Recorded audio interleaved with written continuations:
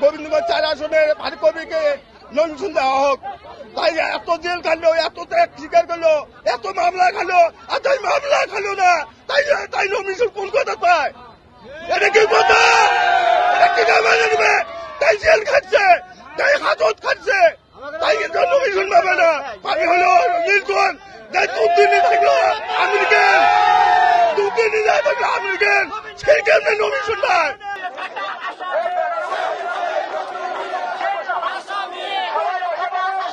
আমরা চাই এই আসনটি ত্যাগী নেতাদের হোক।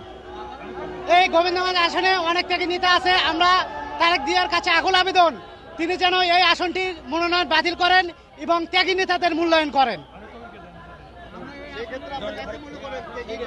সেক্ষেত্রে আমি মনে করি ফারুক কবির আহমেদকে সেরা মনে করি, কারণ তিনি যদি এই আসনে মনোনয়ন পান, তিনি বিপুল পরিমাণ ভোটে বিজয় লাভ করবে এবং বিরোধী দল যারা থাকবে তাদের মনে হয় বাজেয়াপ্ত, আমার জামানতটাই বাজেয়াপ্ত হয়ে যাবে।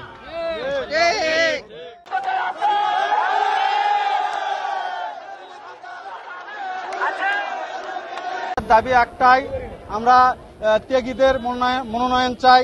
ত্যাগী নেতা হিসেবে গোবিন্দগঞ্জে ফারুক কবির আহমেদ, অধ্যাপক আমিনুল ইসলাম এবং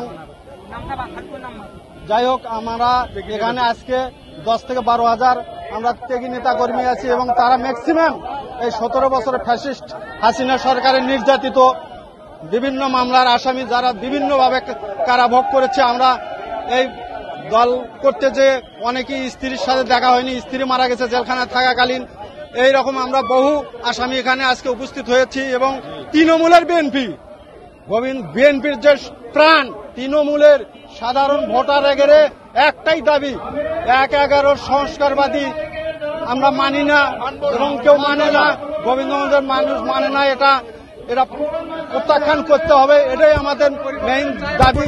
আমরা দীর্ঘ 20-21 বছর ধরে রাজনীতি করে আসছি।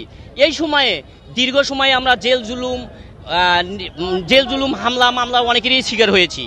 কিন্তু দুঃখজনক বিষয়, গোবিন্দগঞ্জ গাইবান্ধা 4 গোবিন্দগঞ্জ আসনের আমাদের আজকে যাকে মনোনয়ন দেওয়া হয়েছে, তিনি একজন সংস্কারপন্থী নেতা। তিনি দীর্ঘ 17 বছর গোবিন্দগঞ্জ উপজেলাতে আমরা তাকে কখনো দেখিনি। তিনি সব সময় অবস্থান করেছে বিদেশে। এক সময়ে তিনি দলের সিদ্ধান্ত অমান্য করে নির্বাচন করেছিলেন, সেই নির্বাচনে তিনি জামানত বাজেয়াপ্ত হয়েছিলেন।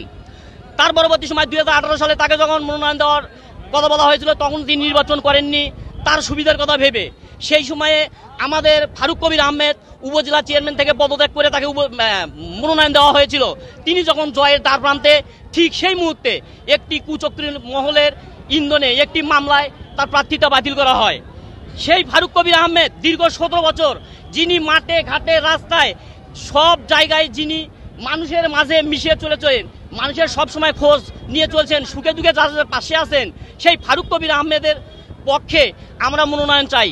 তার যোগ্যতা আছে, সে যোগ্যতা পাচ্ছে, সে কেন পাবে না? তার তো পাওয়া উচিত, এটা তো তার ন্যায্য পাওনা।